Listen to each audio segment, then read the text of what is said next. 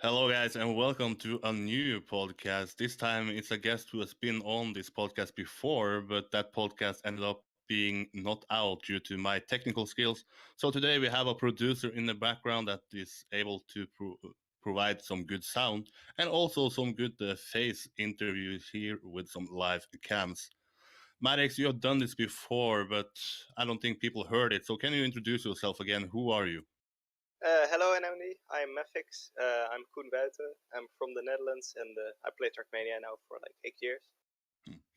And how did you get into Trackmania? That is my golden question every time. But what is your story here? Well, that's a long time ago. I was first grade of high school, and then suddenly during like one of the last periods, we had exam week, and people were playing games in the informatics room. And then suddenly I saw two people playing a racing game, and I was always fond of racing games, so I went looking there, and they were actually playing on LAN, and they were playing against each other. And then well, it appeared to be Trackmania, and from like the start on, I was in love with the game. So that summer holidays I spent on trying to get all the gold medals and eventually some half-war medals. So that was great. So your first experience was the Nadio maps, or? Yeah. I just started by playing Nadio maps, and at some point, a friend of mine gave me the United version. So also the like no, the snow and desert and all those kinds of environments. I all got the alpha medals on, and then. But the environment you liked the most, was it Stadium back then, or was it different environments? Yeah, I definitely liked Stadium a lot more than the rest. It was just the way you could handle the car. It was like it had a lot of grip on the roads, but you could also control it a bit with sliding and things. And I just looked at a lot of other replays of the top guys on the maps to be able to hunt those offer medals. And, well, that way I slightly got better. So you already in the start had some sort of competitive, view of the game, or was it just for fun in the start? Well, in the beginning, I just played for fun with my friends, of course, and then you, of course, start talking about, oh, I got that many medals, and you got only that many, and you start playing on each other's maps because a friend of mine was like a fanatic map builder, and then you obviously wanted the best possible time. So yeah, that there was kind of some competitiveness in that back then already. But nowadays you are one of the top competitive players. But what was your start of competitive gaming? How did you get introduced to some sort of eSport side of Trackmania? Well, let's start when I found out about tech, because the first years were mainly Nadio and LoL, and then at some point I was just watching some random YouTube videos, and I got linked to the 2009 World Championship, I believe, or anything. It was a great match with Xenogear and Frostball, and from that moment on, I just really wanted to play tech, and well, after some practice, I felt like I was good enough to join the team. And well, at that point, it was THC racing, and well, from there on, I just improved super quickly. Like before, I tried qualifying or getting into the team. I was driving at most 2 seconds in a world record, and at the end of my trying to get in, I was like 1 second behind the world record. So some people might listening to this and might not be in a team yet. How did you approach getting into a team? Was it just driving on servers, or did you contact some different teams and say, "Hey, I'm looking for a team. I want to play"? Well, how I exactly got at that team, I don't know anymore. I was probably just playing on servers, and then well, you just look at matches and you see, oh, that team is like not the best team, not a bad team. They seem motivated, and then you just think if you fit with them or don't fit with them, and then well, probably just all feeling. You'll notice, but yeah, well, that's maybe the best way to go about getting a team. And how long did you stay in that team before eventually you found out, okay, I want to move to another team? I was in that team for like probably maybe a year and a half, and then I went to Team SA, the French team. Somehow in one team tournament, the motivation dropped a lot, and we had like one super good guy who barely trained, and a couple of guys that didn't train as much anymore, and then we lost against SA, and then SA seemed like a proper team. It was also a good way to improve my French, so I decided to join them. Yeah, how's the French going? Is it decent now, or have it dropped now that you have joined other teams? Yeah, well, I haven't really spoken French in a couple of years now, so I imagine it's quite bad now. But if I just start speaking again quite regularly, I think I'll pick it up again. And talking about Team Saw, for people that might not know it, I believe it was created by Shumi and had players like Bren and such. What was your experience in that team? Well, we had a lot of like super motivated guys, also guys that really wanted to get to the top. So we usually had a lot of hours that we practiced together. That was also the first time I started practicing more online. And then, yeah, well, if you practice together online, you also get more motivated, and you see the other guys being slightly better than you, or I don't know. It's just good to see other people training with you, because you know you go in a match motivated and well prepared. Yeah. I had some guests on the podcast saying that the team sort of aspect to the game is good for young players who are up and coming, because then they can evolve in different teams, because then they can play with probably better players. Is that something you agree with? Is it easier to develop once you are in a team with other good players?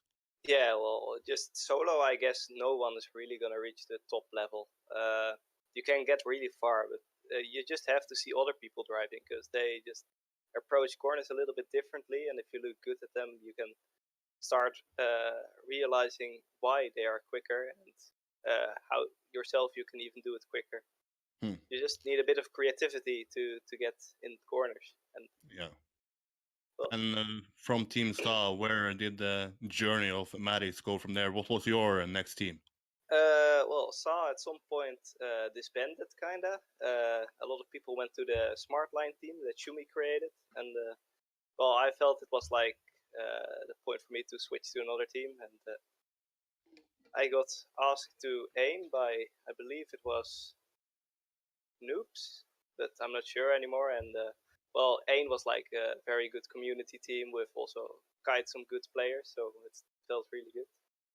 And yeah, I've been at a couple of now LANs with players like yourself, player like Scotty, and they always bring up some stories about this A New Era lineup. How was to stay in that team? Because it seemed from an outside perspective that it was sort of a group that everybody hang out to each other, had fun, and then also play the game kind of on a high level. yeah, it was like we had a community team and like more serious team, and the serious team was like all the people that were not in a community team because they were motivated this time.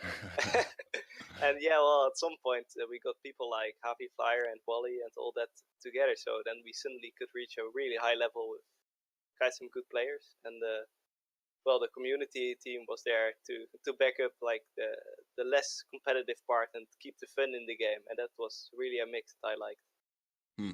Yeah, I believe, was you part of this house or this trip where, or meeting, I guess is the English word, where everybody from A New Era met up? Yeah, it was at Yoshi's place in the Netherlands, so I definitely couldn't miss out. It was amazing. Yeah, how We was had it like, to meet people from Trackmania? yeah, that was actually also the first time to meet people that I had never seen before, only spoken to a couple of times on TeamSpeak, and then suddenly you go to a random house and hope that everybody is nice there. But it was actually great. We had a lot of fun, and we also had like the most healthy habits ever, starting with pizza and add an extra chili con carne on it because it was left over from the day before. Well, it was just great.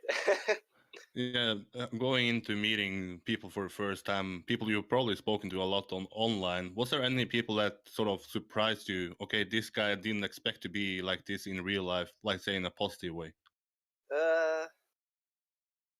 I can't really remember. I must have had some things like, oh, I really expected you to be different, but I don't know anymore. Like, we had some really crazy guys in there. I did not expect that as much. And also, like, I assumed you're a gamer. You're maybe a bit more like calm and Yeah. you know, not very crazy, but the opposite seems to be true. But from A New Era, you eventually left to another team. How did that process go, and why did you eventually leave A New Era? Well, when I I was in Ain, at some point Harney asked me to join Mimo. And at that point, I wasn't really feeling ready to join Mimo yet because I wasn't that good yet and not that confident. And also, I didn't really go to LANs yet. So, I mean, I really didn't know what I should ask and what I should expect from being sponsored and so on. So at that point, I didn't feel like it was the time to leave Anor yet.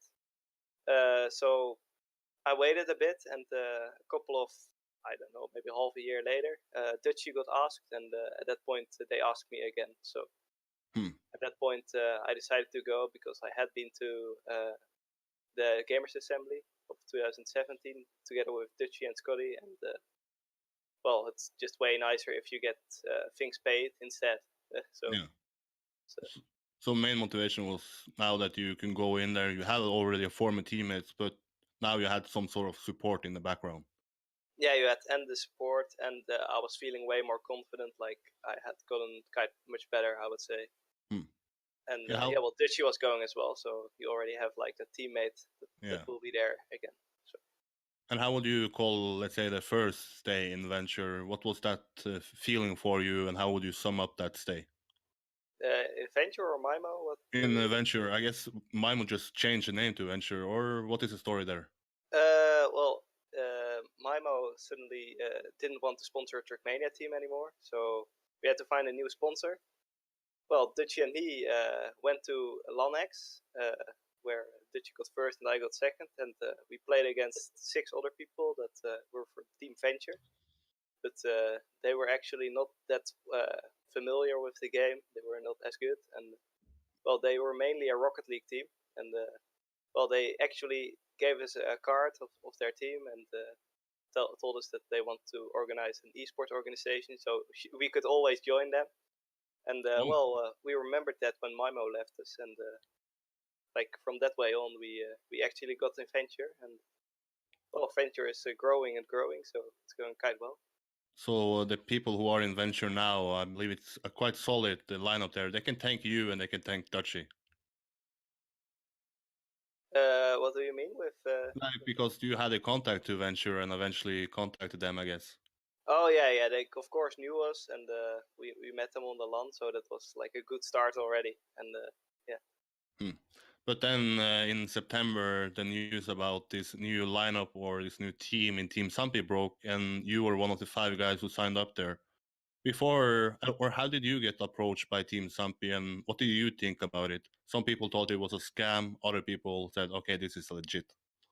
Yeah, well, the first thought that goes through your mind, this must be a scam. But like, if they're just willing to sponsor you, like, what's the worst that can go wrong? It's like if they give you money, it's not like they expect any money from you. So I was just like, let's try, let's see what it is, and well, it went rather quickly actually. We got approached, and then a couple of days later, I think it was already announced. So yeah, it went really fast. Yeah, and you attended to Giant Cup, where I was happy enough to meet you. How was that going into a new event now with a new organization behind you? Well, it was yeah, a lot different. Like now you have 5 people all being sponsored all together, like really feeling like a team. Even though we didn't play any team matches, but like we're supporting each other, and we all did our best to get good results. And well, yeah, I was very busy with Trackmania Pro League at that time, so I couldn't train as much as I wanted, I would say. And then unfortunately, I also got knocked out by like 1 point and 200ths of a second in the last round, and that was very upsetting. I still remember it.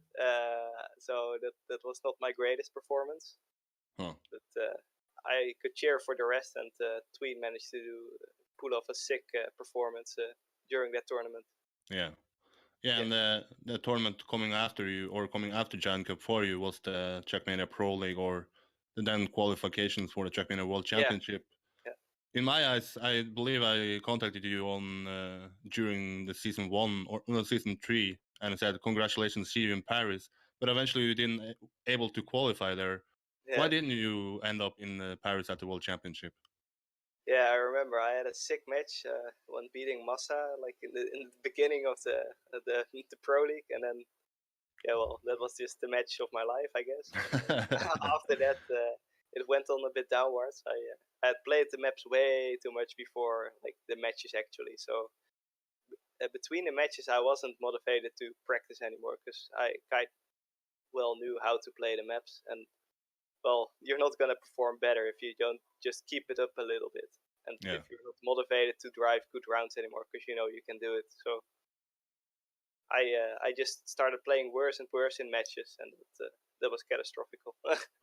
Yeah, for people who don't play or train maps, can you tell us what is there a problem with actually having the maps out for too long, because then you don't want to train them, so your level might actually go down instead of keeping it up and up for every week that it's out?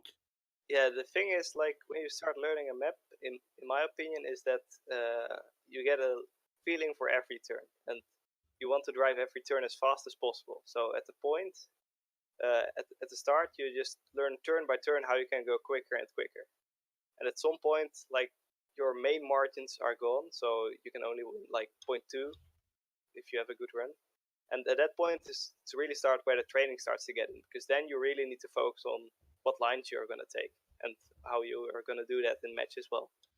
Hmm. And well, I had that extra 0.2 already figured out probably before my first match of the season, and that was well not good for later because like I knew that well that how I should drive the maps, that Yeah. when I was training I was like, oh, I'm just autopiloting and not learning anything new anymore, and that's just not good for your like consistency during the match, because you should be like trying to risk every turn in such a way that you know how to save the match, but you still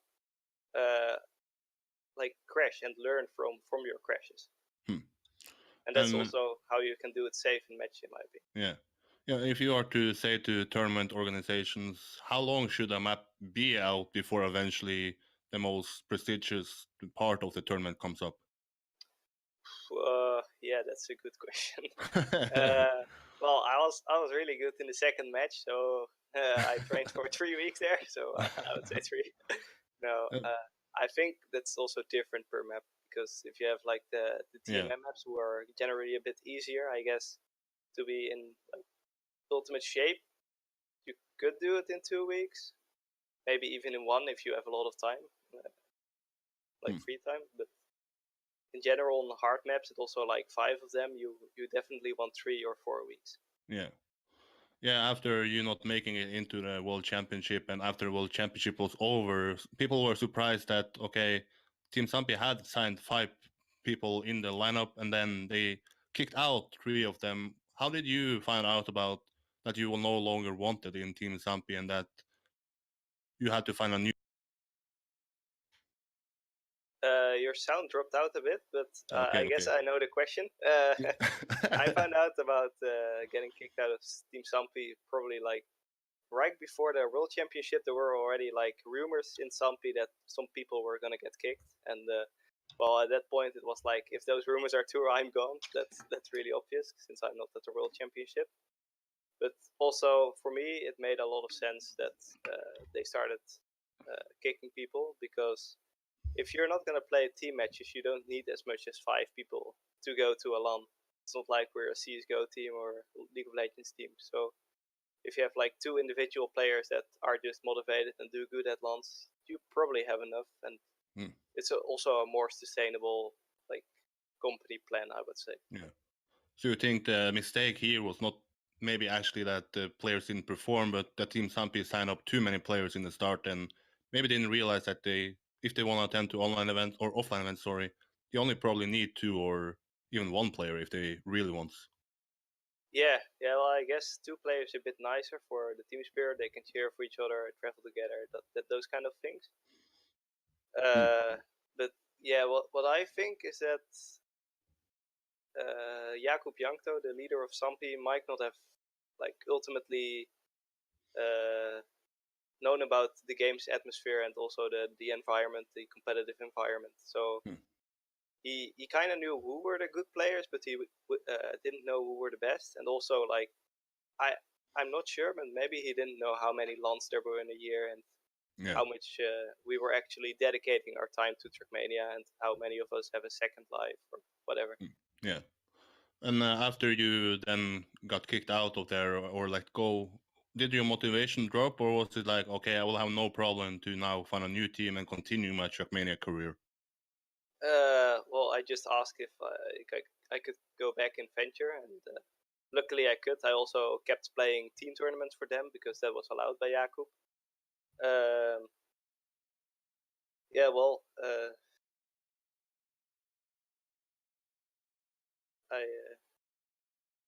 I imagine that getting a new team there, finding a new team wasn't that hard because a lot of people just know what I can do. But well, what was the rest of the question again? Did I miss something? Did you drop any motivation? Was it like, okay, maybe my career is over, or was it like, okay, it's just something that happens. Everybody has probably to go through this sometime. No, I also went in Team Sampi with like I'm one of the like decent guys in the scene, but I'm definitely not the top yet. So I saw it more like, oh, they hire me now because they expect me to grow in the future. Yeah. And they were apparently not patient enough to wait for that.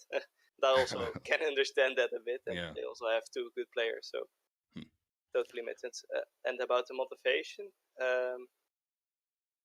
yeah, well, at first you feel a bit meh, of course. It's not nice to get kicked out of a team, but I would say my motivation didn't really drop. It kind of remained the same because I still have the goal of being with the top players in Trackmania and the tech scene, and also still enjoy training. So that's really nice. And also the nice thing is I can just decide whether I want to go to a LAN event or not, because this year I won't be attending GA because I have tennis competition, and I have to attend tennis competition because we're only two guys in the team, and we minimally need two guys every like play day. So I just can't skip. And if I were in Team Sampi at this point, I would just have to go to GA, and then I would have abandoned my tennis team. And would have felt bad, I guess. And for people who follow this YouTube channel, they see that at Gaming WinterFest, you were back in Team Venture and back at an offline event. How was that experience for you at Gaming WinterFest? I had a lot of fun again. Like going to LANs is always fun, meeting up with with old teammates and other people, and also the competitive aspect is really fun. And you got into a grand final there, your first offline grand final, besides, of course, the second place at LAMX. How was that experience for you? Well, actually, the grand final experience itself was really bad. I was playing the consolidation final before. I was not feeling that good yet, and I was lucky that I got through, even though all the shakes. And then the way to the grand final was shitty because I really thought, oh, I have still 2 hours till the grand final. I can at least like practice 1 hour of that, and the rest of it is setting up PC and so on. But setting up PC took a bit longer, as some of you might know. The first PC I had a lot of lags and stuttering, and also there was input lag for my gamepad, so that was terrible. Well, at that point we started like trying to connect my laptop to the screen, but well, I don't know what happened, but my laptop totally couldn't handle the screen for some reason.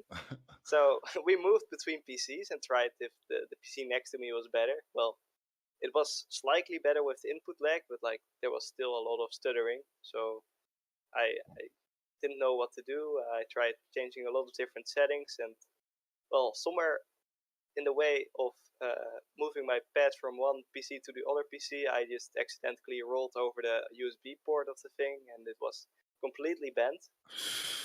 So it was very, very amazing.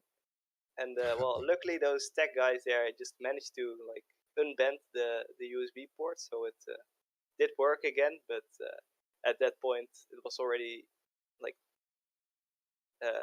I think it was like 15 minutes past 12, and at that point they said like, oh, we are just gonna start in 15 minutes, and I had like 15 minutes of warm-up max, and I went into the grand final with like, oh man, this is just probably not gonna work, but I'm gonna make the best of it. And well, I just, especially you can see that the first couple of rounds I just didn't feel the game the way I normally feel the game yet. So I was just a lot slower than the others, and well, with only the slow times, I definitely couldn't get enough points because they were all very consistent. Yeah, how is that in your mental aspect? You know that, okay, I'm going to play a grand final. I'm going to play against Tween and Kappa, who are first and second from the World Championship. You probably need to have some sort of ultimate match if you are to challenge them. But then you had these sort of problems before. Did that put you off any sort of mental, or was it just that you didn't have the warm up so you couldn't get warm in the fingers or whatever? Yeah. Well, the thing was mainly because my PC had a little bit of input lag, and it just gets time to get accustomed to that. That was just in the end of the match. I kind of got it under control, but like before that, it was just terrible. And also, it was mentally pretty heavy because I really knew that indeed I had to perform maybe a little bit better than what I expect from myself in order to make a chance. And if then the no warm up already comes, and also these pro troubles before the match, then you kind of get into a state like, this is probably not going to happen anymore, and that's just not the way you should think about it. But if you are to sum up Gaming WinterFest, some people didn't attend to Gaming WinterFest because they had heard the technical issues or was experiencing technical issues last year. How would you sum up Gaming WinterFest this year? Well, it was quite well arranged. It was a good atmosphere. The only pity was that there were not too many players. Well, that was probably mainly because Trackmania Grand League. Still, we had a fun tournament. We barely had any internet issues. Rick had some on the Friday evening, but since there were barely any people on Friday evening, it could just get fixed, and it was all gone before even the matches started. Yeah, and well, that they on the stage they had like I believe it was Intel processors and then a VSync monitor, or the other way around. So that wasn't like the way it should be. So VSync couldn't be enabled, or G-Sync couldn't be enabled. So that was very much a pity. That was like the only like serious technical remark that I like would make. But still, I was quite happy with all the technicians that helped me before the final, and they were all friendly, and they just tried to make the best of it. So. And if you have the chance to attend next year, you're willing to attend, or is it like, okay, I don't want to attend here anymore? I definitely just would go anyway. Like, there's not many Trackmania LANs, and I just think competitive aspects on like hard, difficult maps, and then 1v1 is a lot of fun. Well, I guess we just can't have a LAN with like zero technical issues. There's always gonna be going something wrong, and I don't really mind. Like, it's not like at home you never have technical problems either. So I think we can't blame the organizers for that. Yeah. I don't know if you have seen it, but the question of the week on Twitter for me this week is related to Gaming WinterFest, when the number 1 seed and number 2 seed from the Time Attack had to face in the winner bracket final. Have you seen any of the bracket system? And if so, do you think that it's time to change it, and that the number 1 seed and number 2 seed, if they win all the matches, then they should face in a grand or in winner bracket final instead of the winner bracket semifinal? Yeah, I also realized that like a couple of tournaments earlier, like it happened earlier already. So I was like, wait, that isn't right. Why do we do that? And also in team tournaments, we always let player 1, 3, 5, and 7 play instead of 1, 3, or 1, 4, 5, and 8 in one bracket. So I was like, this bracket just really needs to change, because this doesn't make sense. And well, in this event, it was actually to my advantage, because I got first in my group and faced the third guy. So I guess that's always better than facing a first or second guy. Yeah. But I just think it's unfair. Like, so if you are to decide, you should change it. Yeah, I would definitely change it. Yeah. And how would you change it? Is it that number 1, 4, 5, and 8 meet, or what is your ideal situation here? Well, I guess just the same as in a tennis bracket. Only in a tennis bracket you have just 1 versus 1, and now you have Yeah. 1 versus 1. So in a schedule of like 64, first round is going to be then 1, 32, 33, and 64. And then second is placed the 32nd and the 34th, 35th, I mean, and then 63rd, and so on. Yeah. And then similar in the second round, and just let the number one from the seeding you just place entirely on top of the schedule, and the number two from the seeding will go in the like the bottom half of the bracket. Yeah. And make sure that they only meet in like one of the last matches. And same with number 3 and 4. I have some. I had a good experience at Gaming WinterFest, I would say, but the only bad thing was that I was not able to win the bowling tournament that I had practiced for about 3 months or so. But who ended up winning that? Well, it was the guy from the Venture and the Netherlands. But how is it to actually have some sort of social thing outside of the Trackmania tournament to, I don't know, look forward to or at least do? Well, I really look forward to it, especially because like at Gaming WinterFest, the event was already done at like 12, and everybody was leaving already, and then you still have like a whole afternoon and evening to do fun things. So I really like going to card den or going bowling or laser gaming, whatever. Yeah. And for people That's a at lot of home, fun. yeah, for people at home, would you recommend to go to offline events, even though they might not be, like yourself, a top contender for winning it?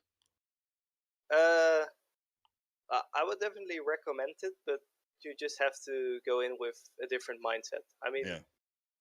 in all honesty, you should just train everything that you can. Like, you should at least go for it, because there's always a small chance that you can come far, and you will probably just improve your game anyway.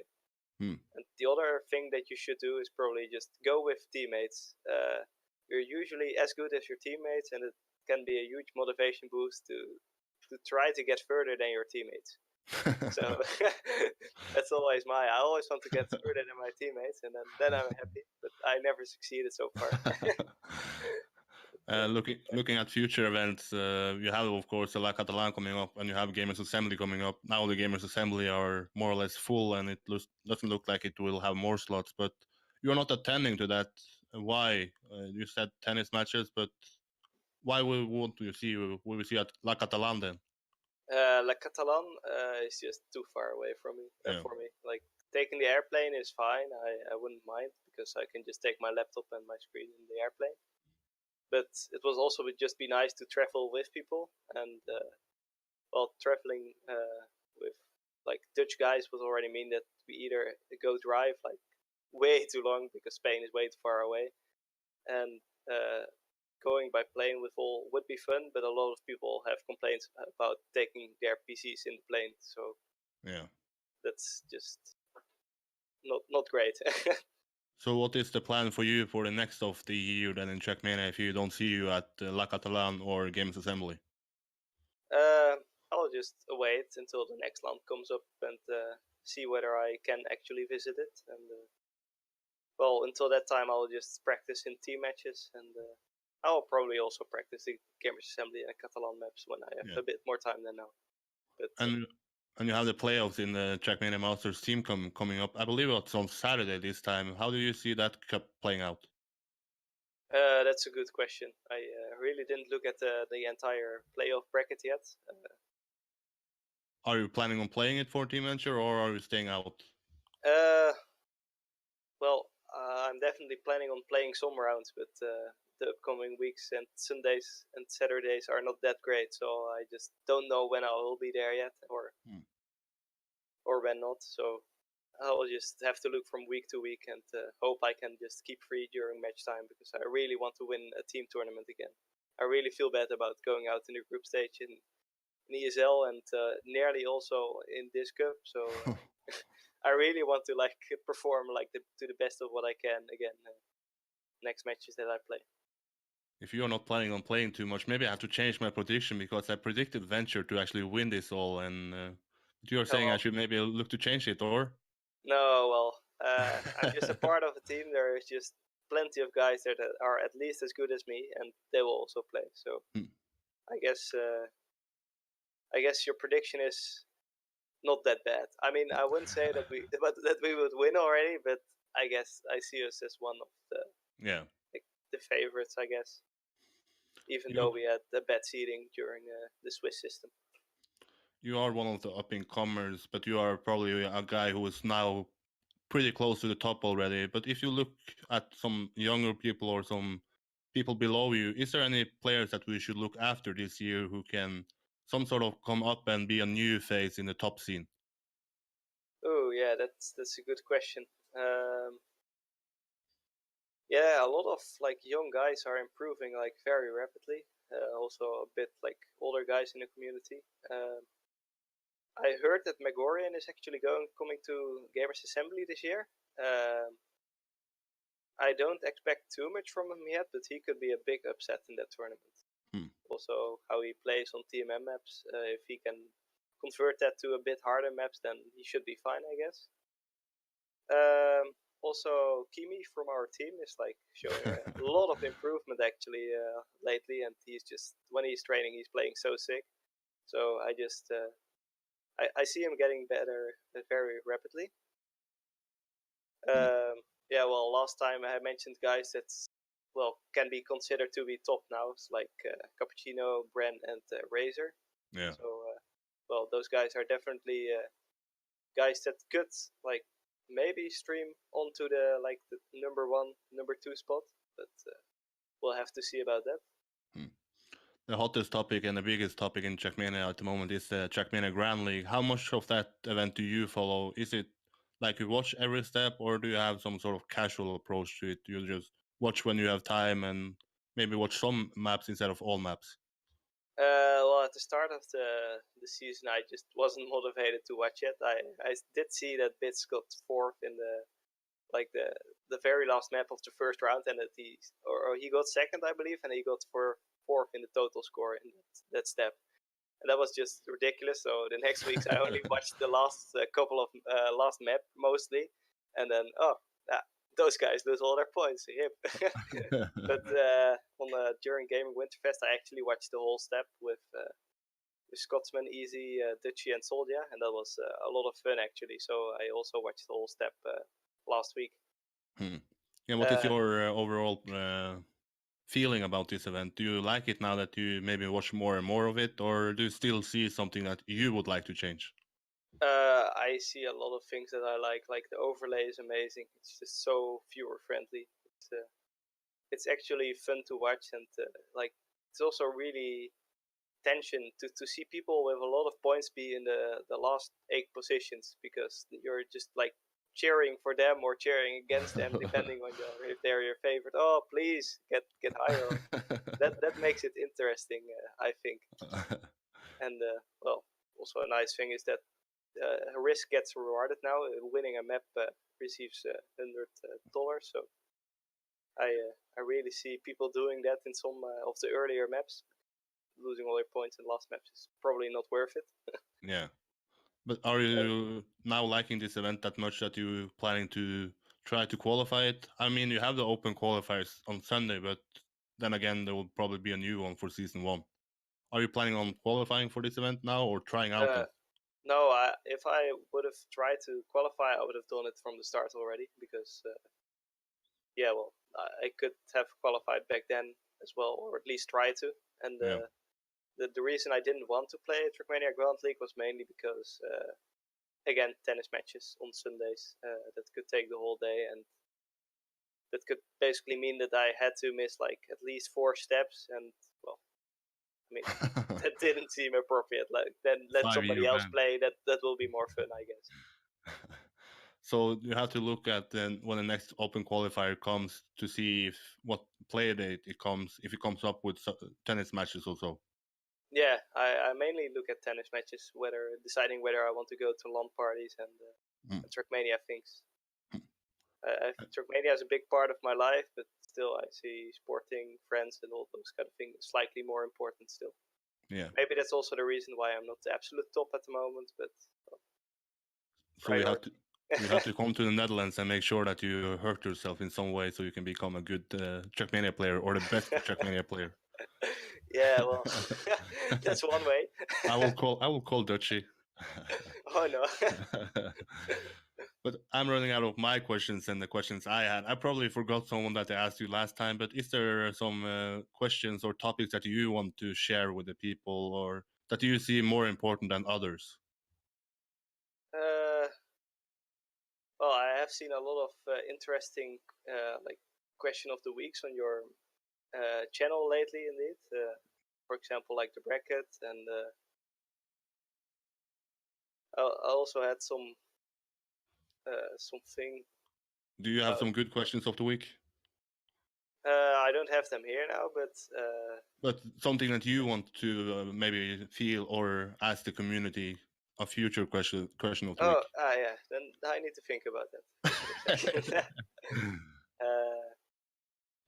Yeah, well, what I still really wonder is that at the moment we're just putting a lot of effort in Trackmania Ground League, and I was just wondering, like, we all have the overlay now, we use good streamers and so on, and I somehow don't see the difference. Like, why didn't that happen for the tech scene? Yeah. And I somehow understand it. It's like with those easier maps, it's a bit more familiar for people to see what they are actually how good the players are actually playing and how consistent, you know.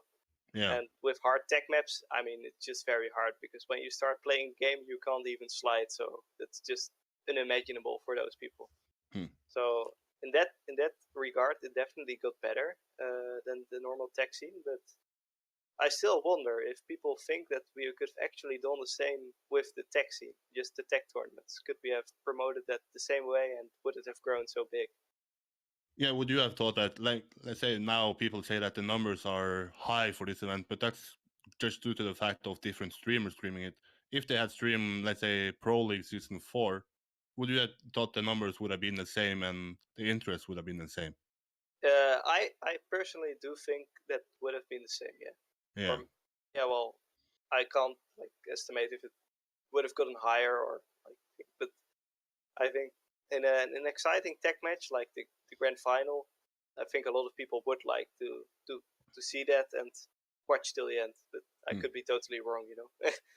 So you're not the one saying tech is dead?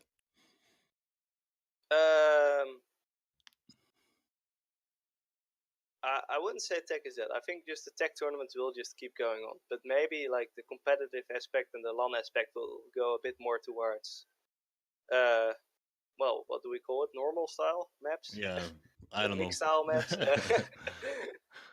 Grand League style. Yeah, and well, that's just a lot of different styles. So you really will have other players that will be really good at it, and a lot of tech players that probably cannot adjust. So we'll just maybe see a shift in the top level of the game. Yeah, I've spoken to some people. I've spoken to some people about now that Games Assembly is easier maps. They might be less motivated. Would you say that you are less motivated if now the Trackmania Grand League is the sort of normal style for competitions, or would that don't matter to you? Oh yeah, that's also a thing. Like the Gamers Assembly also goes to easier maps now. Yeah, I kind of like that with respect to it will be more familiar for other people to watch and like see, oh, those guys are good or what they are capable of. And well, in my opinion, easier maps would motivate me more because I think I am have a slight edge on like many other players on easy maps, and they might be better on hard maps because, yeah, well, I don't know why. And what the question about the normal maps was, would it make me less motivated? Well, usually I like those maps that are kind of not bad, but also not smooth at all, like the rough maps. So I guess those normal type of maps are kind of okay for me. So I would be able to train them a lot. But to be fair, I still prefer playing just normal tech maps. Yeah. But is there some people that you want to give a shout out to? Some people who helped you, or should we just close it? Well, I just definitely want to shout out to our team captain Harney, just being ready for our team and doing a lot actually for our team and the community. Also, Mike, who's the organizer of TMO, organizing a lot of fun cups and also arranging some things in our team. And lastly, just Venture itself, because they're sponsoring us to go to events and have a wonderful community. And well, that was basically the main people that I wanted to thank. Yeah, Venture is. I mean, I post a lot of different content on my Twitter page and the YouTube page. But if there is Venture involved, then a lot of people commented from different sides. I feel like Venture is maybe, at least from the outside view, it looks like the best team to be in when in terms of contacting other games inside the organizations. Or am I wrong here? Yeah, that's definitely true. I think Venture is definitely bridging like some gaps between some games. Like we have so many different games that we have like connections everywhere. You know, if we need some kind of a specific person or we want just some kind of public or whatever, just within Venture, there's a lot possible with all those different teams, and maybe somehow like the spark from Venture guys that are playing Rocket League. Maybe watch Trackmania and pull some other Rocket League players to Trackmania as well. Like, that just happens, and it also happens the other way around. Some Venture Trackmania players will just get into Rocket League, into Fortnite. You know, that's just a nice thing to happen, I think. Thank you so much for stepping up now the second time on this podcast. Hopefully this one will be out with no problems, and maybe it was good to wait because now you had the face and live cams. How was it now compared to the first time? Well, it's a bit different with cam, but I'm fine with it. Like I could see myself streaming poker someday time soon. Yeah. But, well, let's hope it's just not Darth Vader or Barbie anymore. Let's pray some for other crappy sound in the background. Fucking don't It was a lot of fun. It's also just a bit more interactive to see you asking the questions and yeah. I like this a lot better because now I can see the people instead of having to guess when they are finished speaking. Yeah, indeed. It also helps.